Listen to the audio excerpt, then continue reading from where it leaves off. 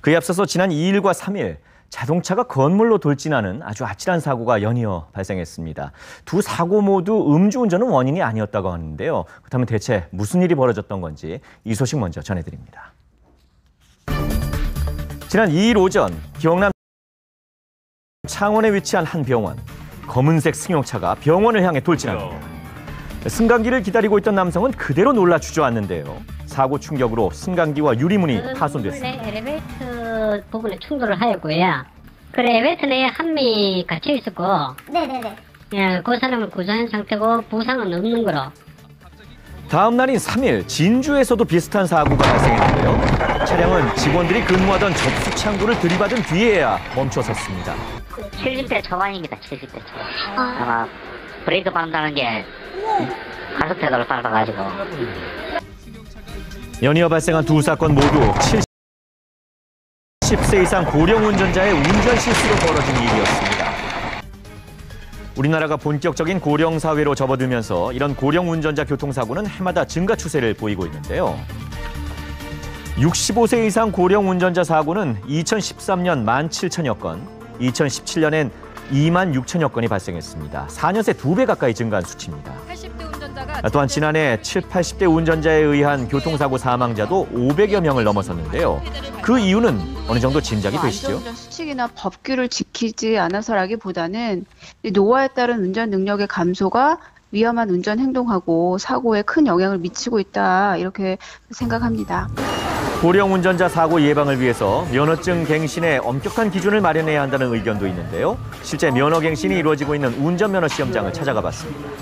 현재 만 65세가 되면 5년마다 적성 검사를 통과해야 운전할 수 있습니다. 근데 1, 2종 면허는 시력에만 문제가 없으면 곧바로 통과합니다.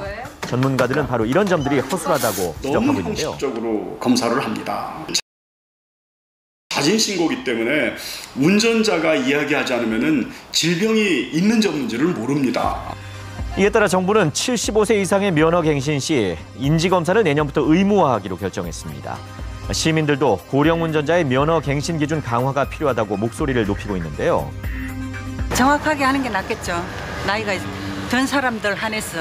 정원 검사가 좀 까다로워야 되는데 너무 그런 사고에 대비해서는 너무 아무 관심 없이 대비를 잘 해야죠. 우리보다 앞서 고령 운전자 사고를 사회적 문제로 인식한 일본은 다양한 안전 대책을 마련했습니다. 70세 이상 운전자가 면허를 갱신할 경우 인지기능 검사를 함께 진행하고 운전면허를 반납한 노인들에게는 교통요금 할인 등의 혜택을 주고 있습니다.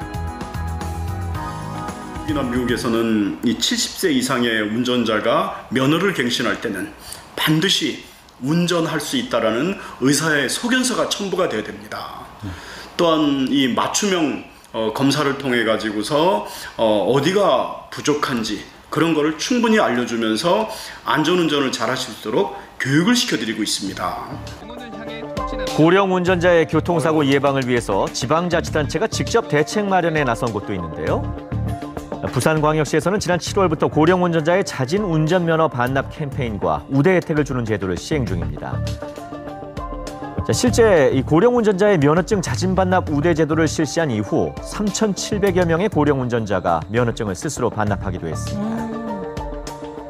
부산지방경찰청에 따르면 고령 운전자로 인한 교통사고 사망자가 지난해 10월까지는 30여 명이었으나 올해는 16명으로 14명, 47%를 감축하여 사회적 비용 60억 원을 경감한 바 있습니다. 그러나 이런 지자체의 노력만으로는 부족한 게 현실인데요. 어떤 대안이 필요할까요?